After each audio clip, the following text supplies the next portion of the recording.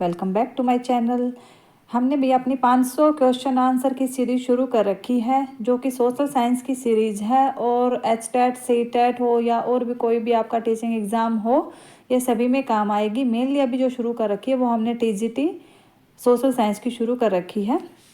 तो शुरू करते हैं आज का अपना क्वेश्चन। पार्ट 8 ये सीरीज़ रहेगी, ठीक है। जो आज की क्लास है वो 8th क्लास है इस सीरीज की, ठीक है। तो शुरू करते हैं भैया आज का अपना फर्स्ट क्वेश्चन के साथ। Almost the entire weather phenomena such as cloud, dew, rainfall, hailstorm, lightning, thunder, fog etcetera occurs in this layer. भाई जो वेदर से रिलेटेड जो मौसमी घटना है, लगभग संपूर्ण मौसम की घटना इस परत में, जैसे बादल है, ओस, वर्षा, ओलावृष्टि, ठीक है, गर्जना, जो कोहरा आदि इस परत में होती हैं। तो कौन सी परत में होती हैं भाई? अगर हम बात करें टोटल जो हमारी लेयर हैं एटमॉस्फेयर की वो 5 लेयर हैं। तो ये पूछ रहा है कि जो वेदर से रिलेटेड जो फिनोमेना वो कौन से में होता है? भी मेसोस्फेयर में होता है या ट्रोपोस्फेयर में होता है या ओजोनोस्फेयर में या थर्मोस्फेयर में? तो किस में होता है? ये होता है भाई सबसे है जो वो होता है ट्रोपोस्फेयर में। ये हमारी शोभ मंडल, ठीक है। वो हिंदी में अगर बात करें तो इसको बोलते हैं शोभ मंडल। शोभ मंडल है जो सबसे लोवेस्ट लेयर है एटमॉस्फेयर की। इसमें मौसम से संबंधित सारी जो घटनाएं होती हैं वो इसमें होती हैं। काफ़ी इम्पोर्टेंट लेयर है वो, ठीक है। अगर इसकी शोभ मंडल की हम बात करते हैं, ट्रोपोस्फेयर की बात करते हैं, तो इसकी जो एवरेज ऊंचाई है वो है 12 किलोमीटर तक, लेकिन ये है एवरेज। अगर हम नॉर्मल देखें तो ये पोल्स पे जो इसकी ऊंचाई है वो 8 किलोमीटर है और अगर इक्वेटर पे देखें तो ये 18 किलोमीटर तक है, ठीक है। तो इसलिए ये एवरेज निकाल ली गई है कि भाई ये इसकी जो एवरेज ऊंचाई है वो 12 किलोमीटर है चारों तरफ की लगाए तो पूरी पृथ्वी पे।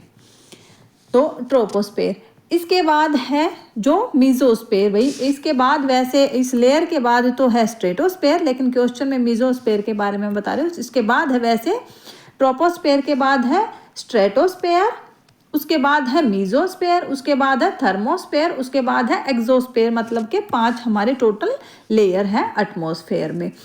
तो स्ट्रेटोस्फेयर की अगर सेकंड लेयर की बात करते हैं तो वो है 50 किलोमीटर तक ऊपर, मतलब के 18 किलोमीटर से लेकर 50 किलोमीटर तक है फिर स्ट्रेटोस्फेयर। 50 किलोमीटर से ऊपर जो लेयर है वो है मीजोस्फेयर। 50 किलोमीटर से लगभग 80 किलोमीटर तक है मीजोस्फेयर ये वाली, ठीक है, तीसरी लेयर।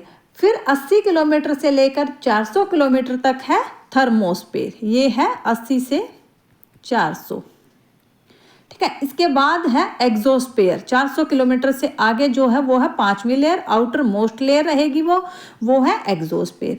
अभी इसको अगर हम मीजोस्फेयर की बात करें तो वो कहाँ से कहाँ तक है? वो है भाई 50 किलोमीटर से लेकर 80 किलोमीटर तक और सबसे कोल्डेस्ट लेयर है ये, ठीक है। क्योंकि इसमें जो टेम्परेचर है वो सब बहुत काफ़ी मात्रा में जो टेम्परेचर है वो गिर जाता है मीजोस्फेयर में, ठीक है।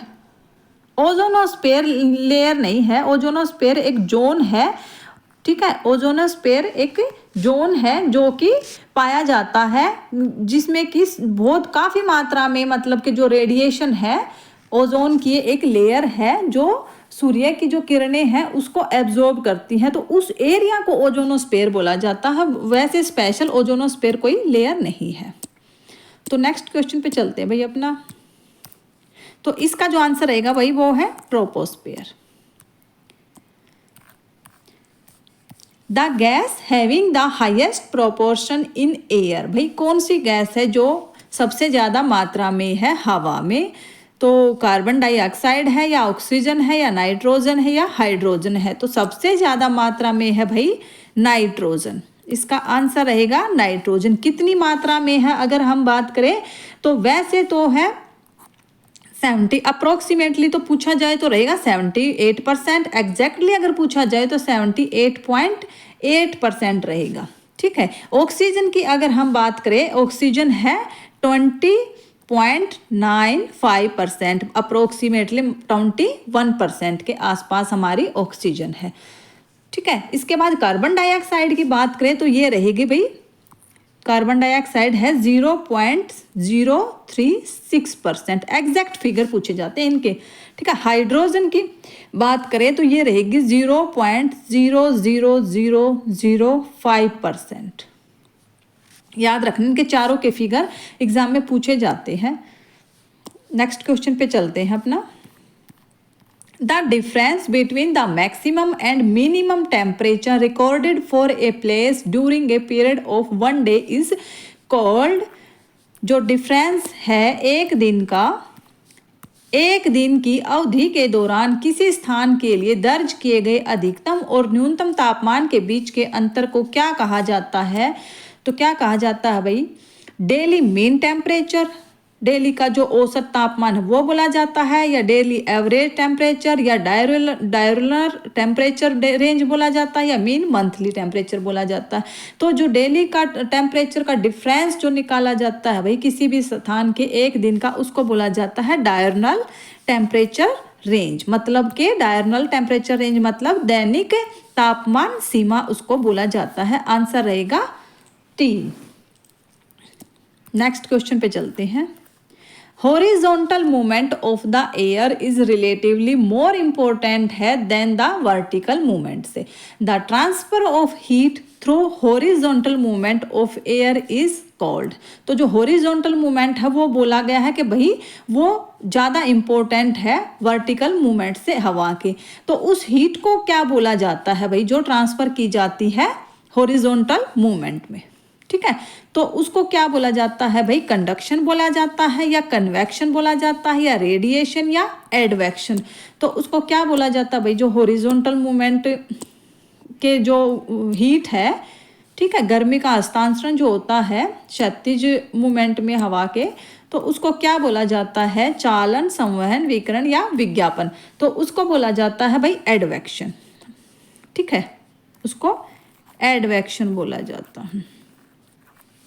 ठीक है, एडवेक्शन क्या होता है कि हॉरिजॉन्टल मतलब हॉरिजॉन्टल होती है ये मूवमेंट, ठीक है, वर्टिकल होती है ये मूवमेंट, हवा की ये मूवमेंट वर्टिकल होती है।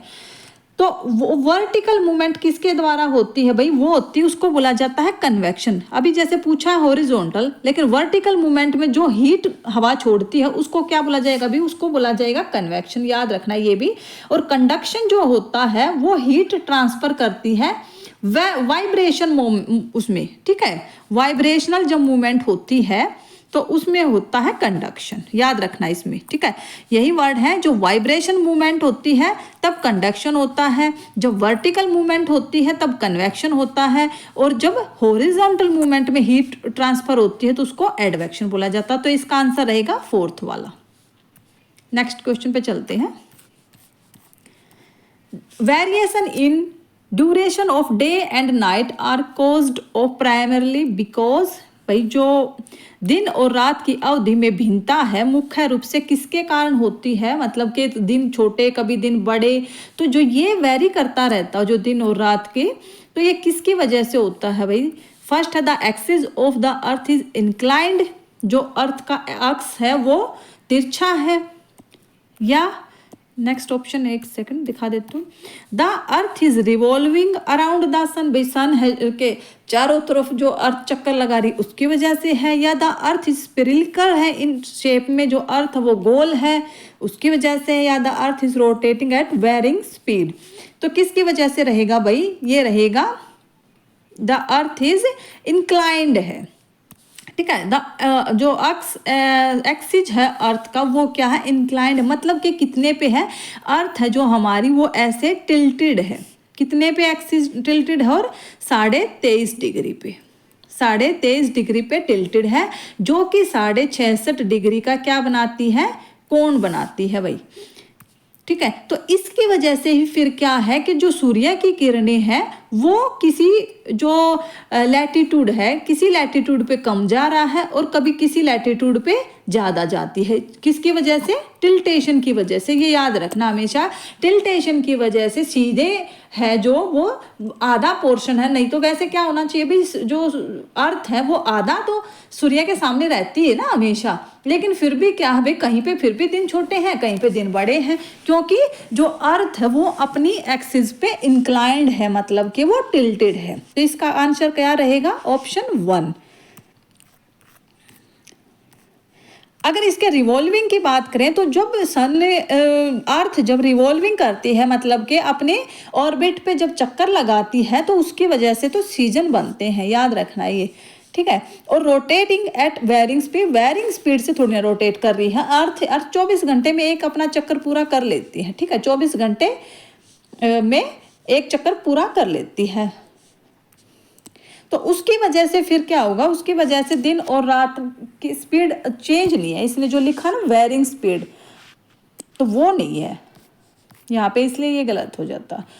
तो नेक्स्ट क्वेश्चन पे चलते हैं भाई। ऑन और tall mountains a zone of climate occurs as you move towards. तो क्या बोल रहा है कि भाई ऊंचे पहाड़ों पर, एक सेकेंड, ऊंचे पहाड़ों पर जलवायु का एक क्षेत्र तब होता है जब आप आगे बढ़ते हैं। कहाँ पे आगे बढ़ते हैं भाई? जहाँ पे जो जलवायु का क्षेत्र बनता है, तो कहाँ बनता है? हायर एलिवेशन की तरफ या लोअर एलिवेशन। भाई हायर मतलब ऊंचाई, ज़्यादा ऊंचाई की तरफ बढ़ते हैं, या निचाई की तरफ जाते हैं, या लोअर टू हायर एलिवेशन पे जाते हैं, नन ऑफ द अबो। तो जो ये जोन बनता है भाई, ये कहाँ पे बनता है? जैसे जैसे हम ऊंचाई की तरफ जाते हैं। तो ऑप्शन क्या रहेगा इसका? ठीक, फर्स्ट वाला ऑप्शन ठीक रहेगा। जैसे जैसे हम माउंटेन पर ऊंचाई की तरफ जाते हैं तो एक जोन ऑफ क्लाइमेट वहाँ पर बनता है।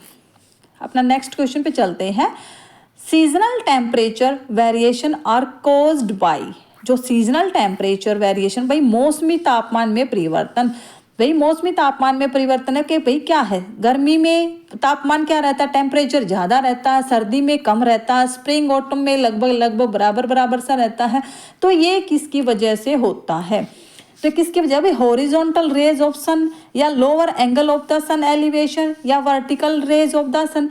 तो ये किसकी वजह से रहता है भाई? Vertical rays of the sun. Summer में क्या रहता है, जो सन की किरणें हैं वो वर्टिकल सीधी पड़ती है बिल्कुल इक्वेटर पे, ठीक है। तो वहाँ पे क्या, नॉर्दर्न हेमिस्फीयर पे पड़ता है, नॉर्थ जो हमारा हिस्सा है पृथ्वी का उस पे पड़ता है ज़्यादातर। तो उस टाइम पे जून के महीने में क्या रहेगा, वर्टिकल जहाँ पे पड़ेंगी वहाँ पे गर्मी रहती है, और जहाँ पे स्लैंटिंग जाएंगी वहाँ पे क्या रहेगा, वहाँ पे सर्दी रहेगी, मतलब वहाँ पे कम गर्मी रहेगी। और जहाँ पे बिल्कुल नहीं जाएंगी वहाँ पे क्या रहेगा, सर्दी हो जाएंगी। पोल्स भी है जिस पे बिल्कुल ही कम जाती हैं, ठीक है।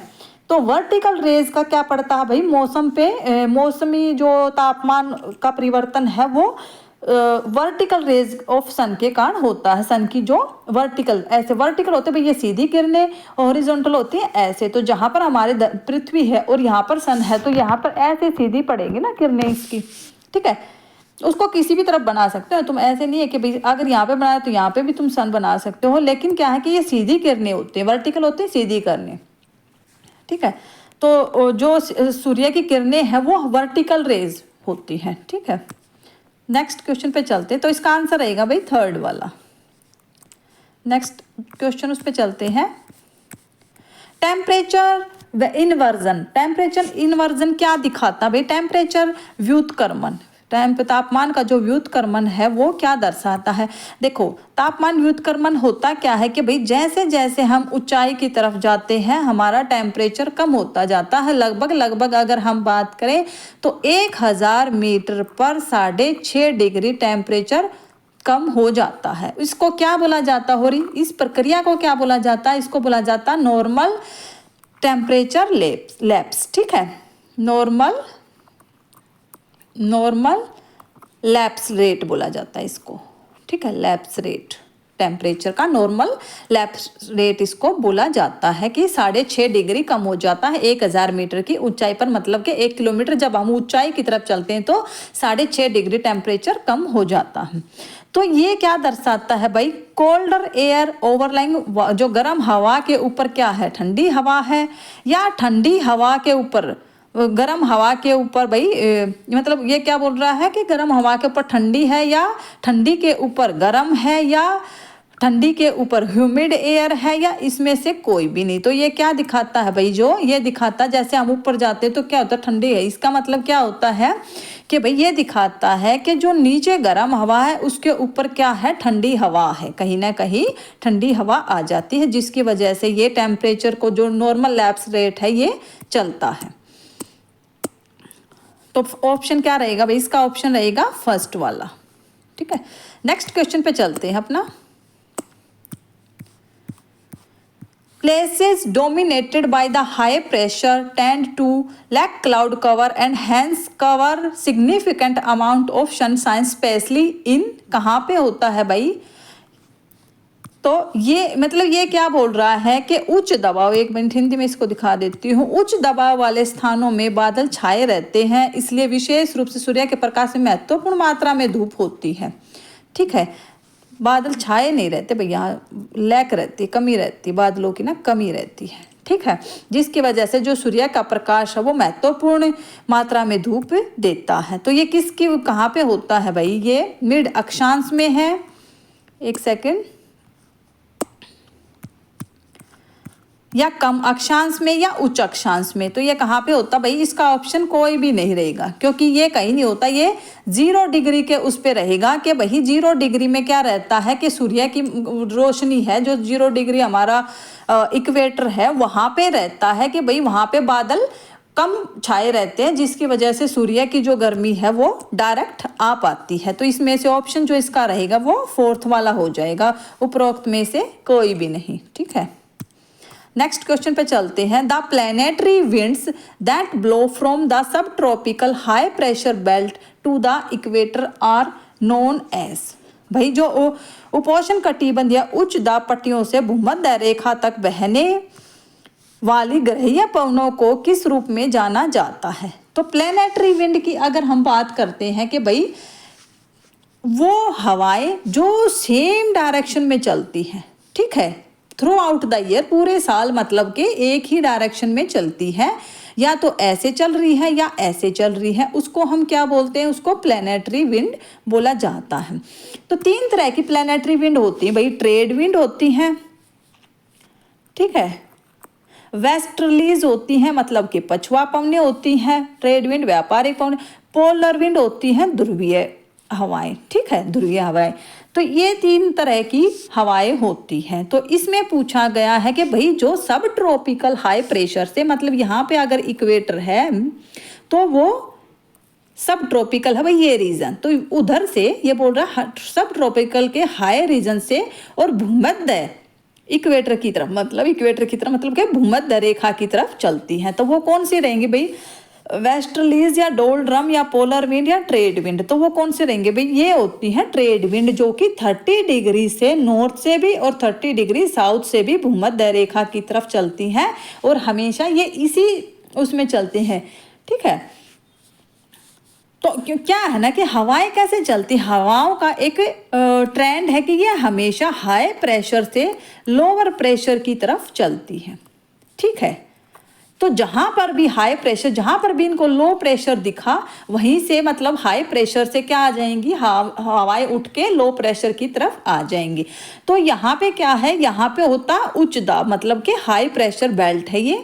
ठीक है, यहाँ से फिर कहाँ चलेगा, यहाँ पर रहेगा इक्वेटर पे क्या रहेगा, लो प्रेशर।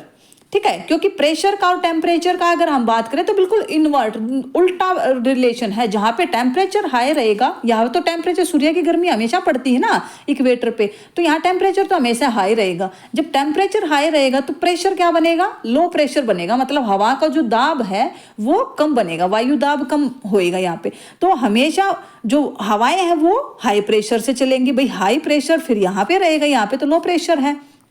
यहाँ पे तो ठीक है इक्वेटर पे, तो हवाएं कहाँ से चलेंगे भाई, हाई प्रेशर से लो प्रेशर की तरफ। तो इन हवाओं को क्या बोला जाता है भाई, इन हवाओं को बोला जाता है ट्रेड विंड। याद रखना ये, जो कि सब ट्रॉपिकल से और इक्वेटर की तरफ चलती है, उनको बोला जाता है ट्रेड विंड। आई होप मैंने ये कंसेप्ट आपका क्लियर करवा दिया होगा, प्रेशर का भी, टेम्परेचर का भी, और हवाएं हैं वो कहाँ से चलती हैं। ठीक है, नेक्स्ट क्वेश्चन पे भी चलते हैं अपना। All of the followings are cyclone except, भाई जो नीचे दे रखे हैं इनमें से सभी चक्रवात है सिवाय किसके भाई, हरिकेन है, जोंडा है, विली विली है, टाइफून है। इनमें से कौन सा साइक्लोन नहीं है भाई। साइक्लोन क्या होता है, साइक्लोन होता है एक लो प्रेशर एरिया जो चारों तरफ से हाई प्रेशर से, मतलब अभी बताया था ना, हवाएं हमेशा हाई प्रेशर से लो प्रेशर की तरफ चलेंगी, लेकिन एक वो पॉइंट बन जाता है जब चारों तरफ से, ठीक है, यहाँ से भी, यहाँ से भी, यहाँ से भी, यहाँ से भी, यहाँ से भी, हर तरफ से क्या है, हाई प्रेशर है, और एक पॉइंट ऐसा है जहाँ पे लो प्रेशर बन गया है, तो चारों तरफ से उसने उसको घेर लिया जाता है, तभी क्या होता है, उसी को बोलते हैं भाई साइक्लोन। सीधी सिंपल भाषा में समझा रही हूँ बिल्कुल, ठीक है, तो उसको साइक्लोन बोलते हैं। तो ये हरिकेन भी साइक्लोन का नाम है, विली विली भी, टाइफून भी, जोंडा लेकिन साइक्लोन का नाम नहीं है। अगर हम बात करें हरिकेन की, यहाँ पे पूछा जाता भाई क्वेश्चन, हरिकेन कहाँ का नाम है, साइक्लोन का ही नाम है, लेकिन हर कंट्री में क्या कर दिया भाई, जैसे हमने क्या, इंडिया में क्या है, इंडिया में साइक्लोन बोलते हैं हम, चक्रवात को क्या बोलते हैं, तेज हवाएं हैं जो बिल्कुल, तो उसको क्या बोलते हैं हम, साइक्लोन बोलते हैं। ठीक है, ऐसे ही यूएसए में क्या बोलते हैं, हरिकेन बोलते हैं इसको। एग्जाम में आते हैं यहाँ से क्वेश्चन, विली विली कहाँ पर बोलते हैं भाई, विली विली बोलते हैं ऑस्ट्रेलिया में। ठीक है, टाइफून बोलते हैं, टाइफून है ये चाइना का। ठीक है, चाइना में बोलते हैं टाइफून। एक टाइफू भी है, टाइफू, टाइफून अगर पूछा जाए तो चाइना में, और टाइफू अगर पूछा जाए तो जापान में, याद रखना इसको भी। ठीक है, और इंडिया में तो साइक्लोन बोलते ही हैं। आते हैं यहाँ से क्वेश्चन ना, इनके नाम से जरूर क्वेश्चन बनते हैं।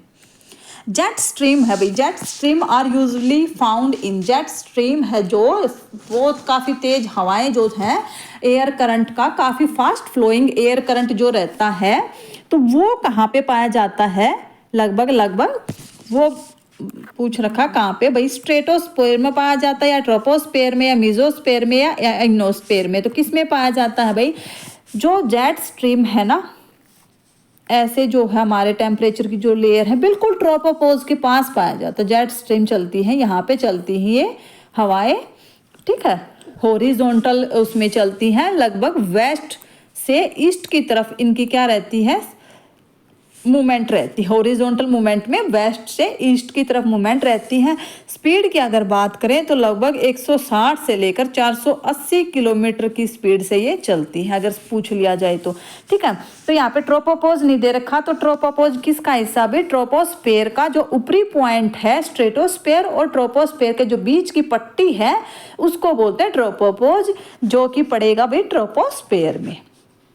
ठीक है, तो इसका जो आंसर रहेगा वो रहेगा ट्रोपोस्फेयर इस क्वेश्चन का। नेक्स्ट चलते हैं अपना। Black soil of the steppe is black in colour due to, steppe की जो काली मिट्टी है उसका रंग काला किसके वजह से है, तो ह्यूमस की वजह से है, या टाइटानिफेरियस मिनरल की वजह से है, या आयरन और मैग्नीशियम ऑक्साइड की वजह से, या पेरेंट मटेरियल की। तो ये क्यों है भाई, ये है क्योंकि जो वहाँ की मिट्टी है, स्टेपी की जो ब्लैक सोयल है, वहाँ पे ह्यूमस, ठीक है, ह्यूमस ज़्यादा पाया जाता है मिट्टी में, जिसकी वजह से क्या है, रंग ज़्यादा काला। वैसे भी अगर जहाँ पे भी ब्लैक सोयल है, ह्यूमस की मात्रा ज़्यादा मिलने की वजह से ही उसका रंग क्या होता है, काला होता है। काफ़ी उपजाऊ मिट्टी रहती है ब्लैक सोयल, काफ़ी उपजाऊ मिट्टी रहती है ये। तो इसका जो आंसर रहेगा वो रहेगा भाई फर्स्ट वाला। ठीक है, नेक्स्ट क्वेश्चन पे चलते हैं। The capacity of a soil to hold water in a saturated atmosphere called as मृदा की संतृप्त वातावरण में जल धारण करने की क्षमता को क्या कहा जाता है, ये पूछ रखा है क्वेश्चन में। तो उसको कैपेसिटी बोला जाएगा, नहीं कैपेसिटी तो बता ही रखा है, उस कैपेसिटी का तो नाम पूछा गया है, तो ये तो गलत हो ही गया। विल्टिंग कैपेसिटी बोला जाएगा या विल्टिंग पॉइंट बोला जाएगा या हाइग्रोस्कोपिक। तो इसका आंसर क्या रहेगा भाई, इसका आंसर रहेगा हाइग्रोस्कोपिक कैपेसिटी। ठीक है, जो पानी होल्ड करने की कैपेसिटी है एक सैचुरेटेड वातावरण में, ठीक है, उसको बोला जाता है हाइग्रोस्कोपिक कैपेसिटी। विल्टिंग कैपेसिटी की अगर हम बात करते हैं तो विल्टिंग कैपेसिटी होता है कि भाई एक जो मिट्टी है उसमें कम से कम इतना मॉइस्चर तो जरूर हो कि भाई जब सूखा वगैरह पड़ जाता है तो भी उसमें मतलब कितनी कब किस हद तक उस प्लांट को ग्रो करने में कामयाब रहती है, तो उसको बोलते हैं भाई विल्टिंग कैपेसिटी, मतलब कि इतना पानी उसमें हो एटलीस्ट। विल्टिंग पॉइंट क्या होता है भाई, विल्टिंग पॉइंट ये होता है कि भाई अगर उस पॉइंट से, ठीक है, एक मिट्टी में इतना पानी है, वो तो होगी कैपेसिटी कि भाई उस प्लांट को थोड़ा ग्रो कर सके, ठीक है, लेकिन क्या होता है कि भाई एक हद तक ही तो, अगर उस मिट्टी को पानी नहीं मिलेगा तो एक हद तक ही तो उसमें पानी रहेगा ना कभी तो सूखेगा ही। तो उस पॉइंट को बोलते हैं विल्टिंग पॉइंट, मतलब कि अब उस मिट्टी में इतना पानी भी नहीं रहा कि उस प्लांट को ग्रो करने में वो कामयाब हो। इसका मतलब ये होता भी उससे भी नीचे वो चला गया, तो विल्टिंग पॉइंट हो गया एक लेवल, ठीक है, कभी एटलीस्ट इतना पानी उसमें होना चाहिए। नेक्स्ट क्वेश्चन पे चलते हैं भाई। Terra rossa that typically develops in Mediterraneans is composed of, भाई टेरा रोसा है जो आमतौर पर भूमध्य इलाकों में विकसित होता है, किससे बना भाई। टेरा रोसा की अगर हम बात करें तो भाई एक लाल मिट्टी होती है, किसी ने अगर नहीं सुनी हो तो, वैसे तो जो इस लेवल पे पहुंच जाते हैं तो उन्होंने सुना तो है ही, लेकिन फिर भी क्या है, भूमध्य सागर की जो एरिया है, मतलब ठीक है, मेडिटेरियन जो रीजन है, क्षेत्र जो है, तो उसमें उस एरिया में एक मिट्टी डेवलप होती है जिसको टेरा रोसा नाम दे रखा है। तो वो किस किस से बनी है ये क्वेश्चन पूछ रहा है।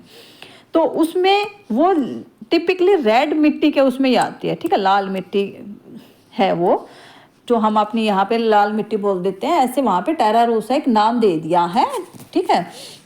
तो वो किससे बनी है भाई, लाइम स्टोन से बनी या बेसाल्ट से या ग्रेनाइट से, रेड सैंडस्टोन से। भाई नाम देख के रेड सैंडस्टोन टिक मत कर देना एग्जाम में, ये बनी है लाइम स्टोन और डोलोमाइट से, ठीक है। अगर दूसरा इसका पूछ लिया जाए तो ये बनी है भाई लाइम स्टोन और डोलोमाइट का मिक्सचर है ये, जो कि भूमध्य सागरीय क्षेत्र में ज़्यादातर पाई जाती है टेरा रोसा के नाम से। तो इसका ऑप्शन रहेगा भाई फर्स्ट वाला, ठीक है। नेक्स्ट चलते हैं अपना। What is the most influencing factor in erosional process, भाई जो अपरदन प्रक्रिया है उसमें सर्वाधिक प्रभावित करने वाला फैक्टर क्या है। देखो फर्स्ट स्टेप पूछ रखा क्लाइमेट, सेकंड है वाटर, टोपोग्राफी, पेरेंट। भाई वैसे अगर देखा जाए ना तो वैसे ये सारे ही फैक्टर, भाई वाटर से इरोजन होता है आपने देखा है, टोपोग्राफी का भी फर्क पड़ता है भाई, जैसा धरातल होगा, जैसी मिट्टी होगी तो उसका भी तो फर्क पड़ता है, कोई मिट्टी में ज़्यादा जल्दी इरोजन हो जाता है, कोई थोड़ी स्ट्रॉन्ग रहती है, पेरेंट रॉक का भी फर्क पड़ता है। लेकिन इसमें पूछ रहा भाई मोस्ट इन्फ्लुएंसिंग फैक्टर क्या है, तो वो क्या रहेगा भाई, ऑप्शन 1 क्लाइमेट रहेगा। क्योंकि क्या है कि भाई क्लाइमेट की वजह से, भाई क्लाइमेट में क्या है, तुम टोपोग्राफी है भाई या रेनफॉल है, टेम्परेचर है, तो ये सारे किसके फैक्टर हैं, मेन तो ये क्लाइमेट के फैक्टर है ना जो इफेक्ट करते हैं किसी भी क्लाइमेट को, ठीक है। तो ये सब किस में इंक्लूड हो जाएंगे भाई, क्लाइमेट में। तो इसका ऑप्शन क्या रहेगा, करेक्ट रहेगा क्लाइमेट। नेक्स्ट क्वेश्चन पे चलते हैं अपना, क्योंकि ये बाकी के जो फैक्टर हैं वो इसी में इंक्लूड हो जाते हैं क्लाइमेट में। इस क्वेश्चन के अकॉर्डिंग फिर इसमें क्या रहेगा, क्लाइमेट सुटेबल आंसर है। नेक्स्ट क्वेश्चन पे चलते हैं। Erosion is the characteristics of which process, erosion इनमें से किसका प्रोसेस है भाई, इंडोजेनिक प्रोसेस है या एक्सोजेनिक है या कन्वेक्शन है या इंसोलेशन है। तो इंसोलेशन तो प्रोसेस है ही नहीं भाई, इंसोलेशन तो अलग ही प्रक्रिया है। इंसोलेशन तो किसको बोलते हैं, जो सूर्य के ऊपर से जो गर्मी आती है और जो धरती के द्वारा एब्जॉर्ब की जाती है ना उस प्रोसेस को, और जो वापस जमीन है, जमीन भी तो क्या है भाई, जमीन वापस क्या करती है, उसको परावर्तित करती है, जमीन वापस गर्मी छोड़ती है एटमॉस्फेयर में, ठीक है। तो इस प्रोसेस को इंसोलेशन प्रोसेस बोलते हैं, ये तो है ही नहीं। कन्वेक्शन प्रोसेस भी नहीं है भाई। इंडोजेनिक प्रोसेस ऐसे नहीं है, क्योंकि अंदर की जो इरोजन है, मतलब अपर्दन है, किसी भी मिट्टी का जो अपर्दन हो रहा है वो अंदर की प्रोसेस की वजह से, भूकंप है इनकी वजह से होता है। लेकिन मेनली कटाव किसकी वजह से होता है? अगर ये ऑप्शन नहीं होता, एक्सोजेनिक नहीं होता, तो हम इस पे जा सकते थे, ठीक है। लेकिन मेनली क्या रहेगा, इसका आंसर रहेगा भाई एक्सोजेनिक, मतलब कि जो हमारा बारिश हो रही है वो क्या है, बाहर की है। जब ज़्यादा बारिश की वजह से मिट्टी का अपर्दन होता, मिट्टी का कटाव होता है, ठीक है। तेज पानी के बहाव की वजह से होता है भाई, ज़्यादा तेज हवाओं से होता है, ठीक है। तो इनकी वजह से बाहर की नदियां हैं जो, ठीक है, तो वो कटाव करके ले आती हैं, तो इनकी वजह से जो है इरोजन वो ज़्यादा होता है। तो इसका आंसर क्या रहेगा भाई? इसका आंसर रहेगा एक्सोजेनिक प्रोसेस, ठीक है। तो भाई आज के हमारे जो क्वेश्चन आंसर की सीरीज़ है वो यहीं पे ख़त्म करते हैं, क्योंकि ज़्यादा लंबी वीडियो हो जाती है। और मिलते हैं एक नई वीडियो के साथ, तब तक चैनल को भाई सब्सक्राइब करो, अगर पसंद आए तो चैनल को भाई वीडियो को लाइक किया करो और अपने दोस्तों को शेयर किया करो, ठीक है। तब तक के लिए बाय बाय, टेक केयर, अपना ध्यान रखिएगा।